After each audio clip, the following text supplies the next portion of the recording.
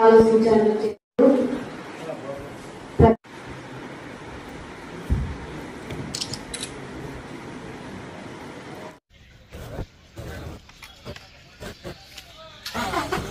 కారణాల వల్ల నా ఆరోగ్యరీత్యా కొద్దిగా సమస్యలు ఉండడం వల్ల నేను రాజీనామా చేస్తున్నాను.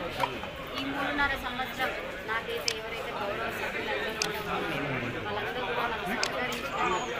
ఈ రాజీనామాని చెప్పిన వెంటనే చాలా సంతోషంగా తెలియజేస్తున్నాను, ధన్యవాదాలు తెలియజేస్తున్నాను.